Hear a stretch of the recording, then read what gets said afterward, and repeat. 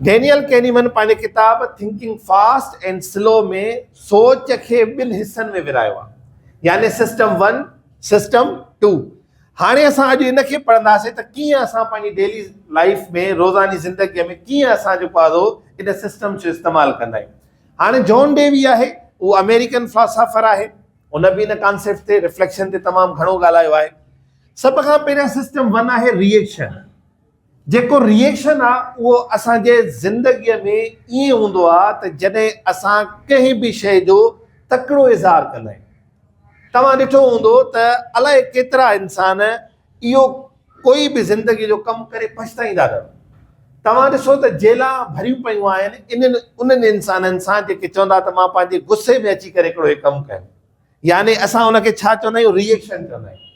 यानी उन रिएक्शन ॾिनो आहे, भाउ खे क़तल करे छॾियो, है न, पुट माउ खे क़तल करे छॾियो। उहे बाद में पछताईंदा आहिनि। ऐं ज़िंदगीअ जे वॾे हिसे में तव्हां असां बि इन्हनि ॻाल्हियुनि खे एक्सपीरियंस कंदा आहियूं त बाद में असां माफ़ी वठंदा आहियूं, है न। जॾहिं कोई बि एक्शन जेको असां रैपिड कंदा आहियूं, बग़ैर सोचण जे कंदा आहियूं ऐं तकिड़ो रिएक्शन ॾींदा आहियूं, उनखे असां थिंकिंग सिस्टम 1 थो चवे डेनियल कैनीमन। उहो त चए रिएक्शन आहे। उनजे बरअक्स जेको रिफ्लेक्शन आहे, रिफ्लेक्शन छा हूंदो आहे, यानी काई बि शइ जेको तव्हांजे अंदरि कोई जज़्बो आहे, काई इमोशन तव्हां में डेवलप थी आहे, तव्हां उनखे माइंड में प्रोसेस कयो, ठीकु आहे। उन खां बाद में तव्हां रिएक्शन, माना उन खां बाद में तव्हां उन शइ जो इज़हार कयो। हिकिड़ो आहे रिएक्शन, ॿियो आहे रिफ्लेक्शन।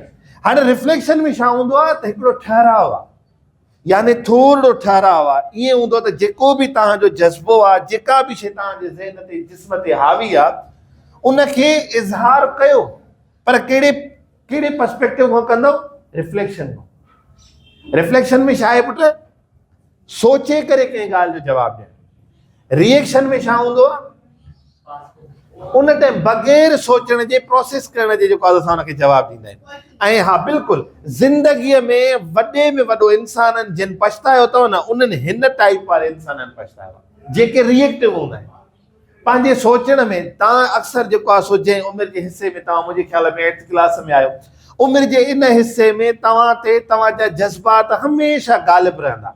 तव्हांखे गुस्सो ईंदो न त तव्हां ते हाकिमियत तव्हांजो गुस्सो कंदो।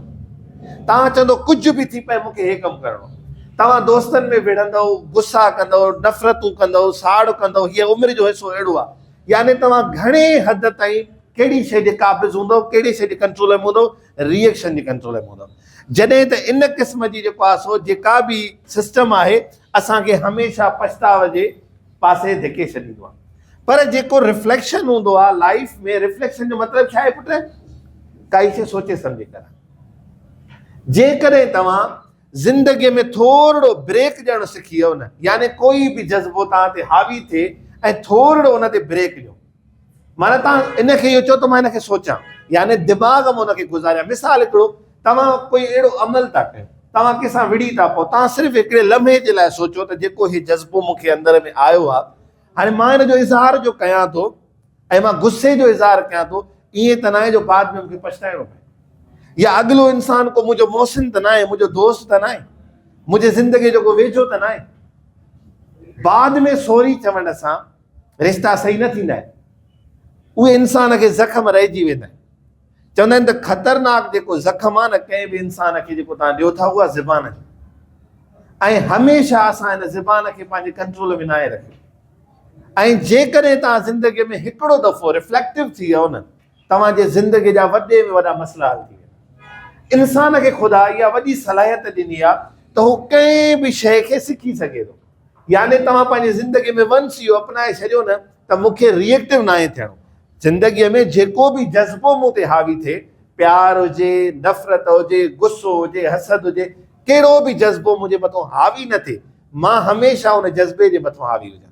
ऐं उन जज़्बे जे मथां हावी कॾहिं थींदासीं असां, जॾहिं असां हिन टाइप ऑफ थिंकिंग खे अपनाईंदासीं। ऐं तव्हां यकीन कयो, ज़िंदगीअ में जॾहिं तव्हांजे में ठहराव अची वियो न, यानी कोई बि जॾहिं तव्हांखे का ॻाल्हि अचे थी ऐं तव्हां हिन शइ जा आदी था थी वञो न, सोचे करे पोइ था जवाबु ॾियो न, तव्हांखे अंदाज़ो थी वेंदो त हर इंसान जवाब जे लाइक़ु न हूंदो। हर इंसान मोट ॾियण जे, वक़्तु ॾियण जे क़ाबिल न हूंदो आहे। यानी ज़िंदगी में अलाए केतिरा इंसान तव्हांखे मिलंदा, इन ॻाल्हि ते तव्हांखे ट्रिगर कंदा त हे बि कुझु करे, हे बि विड़े। यानी माना तव्हां को न को ग़लति कमु कराइण ते तव्हांखे उकसाईंदा, पर जेकॾहिं तव्हांजी ज़िंदगी में ठहराव आहे त तव्हां ॾाढो काम हूंदो। ऐं इहो वॾो हुनर आहे ज़िंदगीअ जे अहिड़नि सिचुएशन में काम हुजणु जिते तव्हांखे तवाईअ में हुजणो हुजे, गुस्सो करणो हुजे, उते तव्हां चओ त मां शांति रहंदुमि ऐं मां सोचे सम्झे जवाबु। ऐं मां हिकिड़ी ॿी ॻाल्हि कयमि न, इंसान खे ख़ुदा अहिड़ी सलाहियत ॾिनी आहे त उहो कुझु बि नओं सिखी सघे थो। हाणे सुकरात वटि हिकिड़ो पामिस्ट आयो। पामिस्ट छा हूंदा, जेके हथ जूं लकीरूं ॾिसी करे, हाणे उनजा शागिर्द बि मौजूदु हुया, उन जूं हथ जूं लकीरूं ॾिसी करे उन पामिस्ट चयो त तूं वॾो वकील आहे, तूं गारेल आहे, तूं गुस्से वारो इंसान। त शागिर्द ॾिसी खिलनिसि पिया त तूं कूड़ थो ॻाल्हाए। असांजो उस्तादु आहे न, हे शफ़ीक़ आहे, हिन जे ॻाल्हाइण जो अंदाज़ भलो आहे, हे कुर्ब ॾींदो आहे, सभिनी खे ॿुधंदो आहे। त सुकरात चयनि त हे सही थो चवे। छा?